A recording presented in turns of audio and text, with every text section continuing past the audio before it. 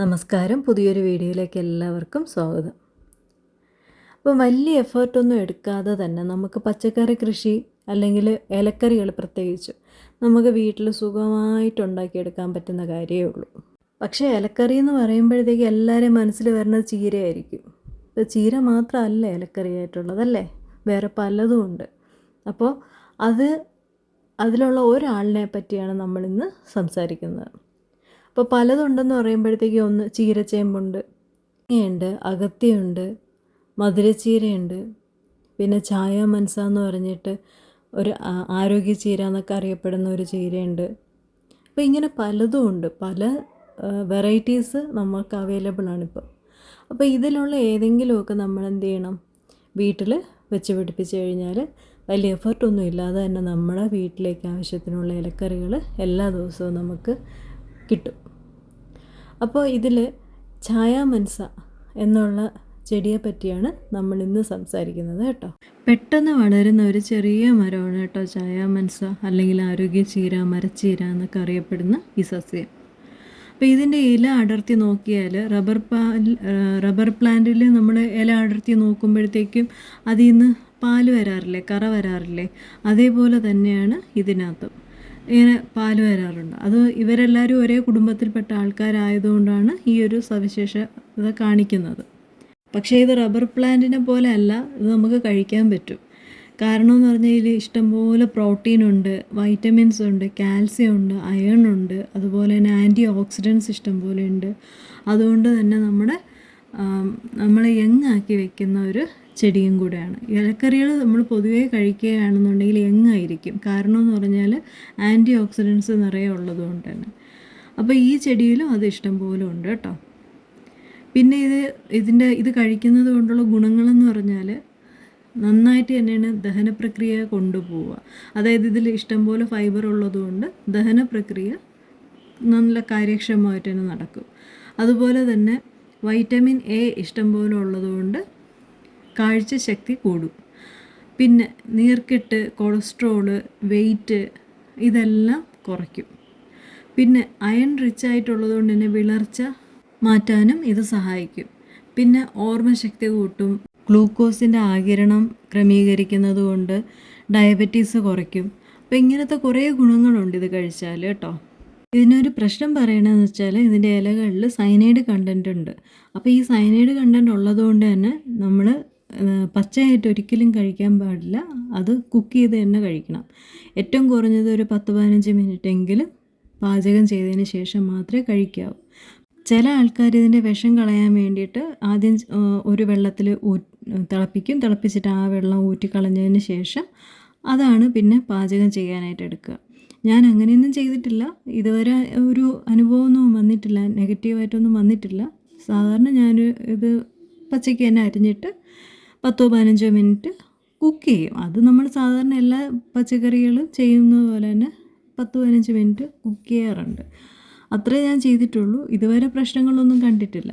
അപ്പോൾ ഇനി അങ്ങനെ എന്തെങ്കിലും പ്രശ്നം വരുമോ എന്ന് പേടിയുള്ള ആൾക്കാർ ആദ്യം ഒരു വെള്ളത്തിൽ തിളപ്പിച്ചിട്ട് ഊറ്റിക്കളഞ്ഞതിന് ശേഷം അതരിഞ്ഞിട്ട് തോരനൊക്കെ വെച്ചാൽ മതി കേട്ടോ. ഇതിൻ്റെ ഏറ്റവും വലിയ പ്ലസ് പോയിൻ്റ് എന്താണെന്നറിയോ, ഇതിന് കാര്യമായിട്ടുള്ള പരിചരണങ്ങളൊന്നും ആവശ്യമില്ല. അതുപോലെ തന്നെ കീടശല്യമോ ഒന്നും അങ്ങനെ ബാധിക്കാത്തൊരു ചെടിയാണിത്. പിന്നെ ഏറ്റവും എളുപ്പത്തിൽ നമുക്ക് വളർത്തിയെടുക്കാൻ പറ്റുന്ന ഒരു ചെടിയുമാണ്. ഇതൊന്നുമില്ല, അതിൻ്റെ കമ്പ് എവിടെന്നെങ്കിലും കിട്ടുമെന്നുണ്ടെങ്കിൽ കമ്പ് സംഘടിപ്പിക്കുക, മുറിച്ച് നട്ടാൽ മതി, പെട്ടെന്ന് തന്നെ മുള പൊട്ടിക്കോളും കേട്ടോ. എൻ്റെ അനുഭവത്തിൽ ഇത് പെട്ടെന്നാണ് വന്നിട്ടുള്ളത്. ഞാൻ കൊണ്ടുവച്ച് ഒരു കെയറും കൊടുത്തിട്ടില്ല, വെറുതെ ഒന്ന് കുത്തിവെച്ചതേ ഉള്ളൂ, മുളച്ചു വന്നു. അതേപോലെ തന്നെയാണ് മിക്കവരും പറയുന്നത്, പെട്ടെന്ന് തന്നെ മുളച്ച് കിട്ടും എന്ന് പറയും. പിന്നെ ചില ആൾക്കാർ പറയുന്നുണ്ട് അങ്ങനെ കിട്ടാറില്ല, അവർക്ക് കൊണ്ടുവച്ചതൊന്നും മുളച്ച് കിട്ടിയിട്ടില്ല എന്ന് പറഞ്ഞിട്ടുണ്ട്. അപ്പോൾ അതെന്തുകൊണ്ടാണെന്നുള്ളത് അറിയില്ല. സാധാരണഗതിയിൽ മുളച്ച് കിട്ടുന്നുണ്ട്. പിന്നെ ഒരുപാട് ഇളയ തണ്ടെടുക്കാതിരിക്കുക, അതുപോലെ തന്നെ ഒരുപാട് മൂത്ത തണ്ടും എടുക്കാതിരിക്കുക. ഇടത്തരം പ്രായത്തിലുള്ള തണ്ടുകൾ എടുക്കണമായിരിക്കും നല്ലത്. ഇതിപ്പോൾ ഞാൻ വീട്ടിൽ കൊണ്ടുവച്ചത് മൊത്തം 3 കമ്പ് ഞാൻ വെച്ചിട്ടുണ്ടായിരുന്നു. 3ഉം വലിയതായിട്ട് മരമായി. അവസാനം മതിൽ പൊളിച്ച് ചാടാൻ തുടങ്ങിയപ്പോഴത്തേക്കും ഞാൻ 2 എണ്ണത്തിനെ വെട്ടിയിട്ട് ഒരെണ്ണം മാത്രം നിർത്താൻ തുടങ്ങി. ഇപ്പോൾ ഒരു മരം മാത്രമേ ഉള്ളൂ. ആ ഒരു മരം തന്നെ ഞങ്ങളെ സംബന്ധിച്ച് ധാരാളമാണ്. കാരണമെന്ന് പറഞ്ഞാൽ വീട്ടിൽ കോഴിയുണ്ട്. കോഴിക്ക് കൊടുക്കാനുള്ള പച്ചിലയായിട്ട് ഞാൻ ഇത് തന്നെയാണ് എടുക്കുക. പിന്നെ നമുക്ക് കഴിക്കാനുള്ളതും ഇത് തന്നെയാണ്. ഇത് കൂടാതെ അയൽവക്കത്തിലുള്ള ആൾക്കാർ വന്നിട്ട് ഇതെടുത്തിട്ട് പോകാറുണ്ട് അവർക്ക് കറി വയ്ക്കാൻ. അപ്പോൾ ഞാൻ പലപ്പോഴും ആലോചിക്കാറുണ്ട്, ഇത് ഒരെണ്ണം ഉണ്ടായതുകൊണ്ട് ശരിക്കും ആഴ്ചയിൽ ഒരു ദിവസത്തെ കറിക്ക് നമ്മളൊന്നും ആലോചിക്കണ്ട. പിന്നെ ഓരോ ദിവസവും നമുക്കിങ്ങനെ ഓരോന്ന് കിട്ടിക്കൊണ്ടിരിക്കും. അതുകൊണ്ട് തന്നെ വീട്ടിലിപ്പോൾ ആവശ്യത്തിനുള്ള ഇലക്കറികളുടെ കാര്യത്തിൽ എനിക്ക് ടെൻഷനില്ല. എല്ലാ ദിവസത്തേക്കും ഉള്ളതുണ്ട്. ഇപ്പോൾ എൻ്റെ വീട്ടിലെന്ന് പറഞ്ഞാൽ ഇതൊരെണ്ണം ഉണ്ട്. അതായത് ഒരു ചായാമനസയുടെ ചെടിയുണ്ട്.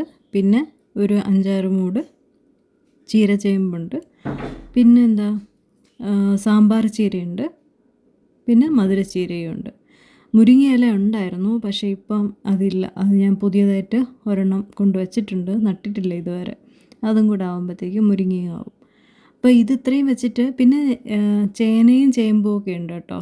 അപ്പോൾ ചേനയുടെ 1-2 തടകളുണ്ട്. അപ്പോൾ അതും ഞാൻ ഇടയ്ക്കിടയ്ക്ക് മുറിച്ചെടുക്കാറുണ്ട് കറി വയ്ക്കാനായിട്ട്. അപ്പോൾ അത് പിന്നെ ചേമ്പിൻ്റെ ഇലയും മുറിച്ചെടുക്കാറുണ്ട്. ചേമ്പിൻ്റെ തട വെച്ചിട്ട് സാമ്പാറിലൊക്കെ ഇടാറുണ്ട്. അപ്പോൾ ഇത്രയൊക്കെ മതി. നമുക്ക് ആവശ്യത്തിനുള്ള സാധനങ്ങൾ നമ്മുടെ വീട്ടിൽ നിന്നൊക്കെ തന്നെ കിട്ടും. കറി വയ്ക്കാനുള്ളതൊക്കെ നമ്മുടെ വീട്ടിൽ നിന്നൊക്കെ തന്നെ കിട്ടും കേട്ടോ. ഈ പറഞ്ഞ സാധനങ്ങളൊക്കെ നമുക്ക് ബാൽക്കണിയിൽ വയ്ക്കാമെന്നുള്ളതേ ഉള്ളൂ. ഇതിനൊന്നും വലിയ സ്ഥലമൊന്നും ആവശ്യമുള്ള കാര്യങ്ങളല്ല. അപ്പോൾ അതുകൊണ്ട് തന്നെ ഏത് സാഹചര്യത്തിലുള്ള ആൾക്കാർക്കും ചെയ്യാൻ പറ്റുന്ന കാര്യം തന്നെയാണിത് കേട്ടോ.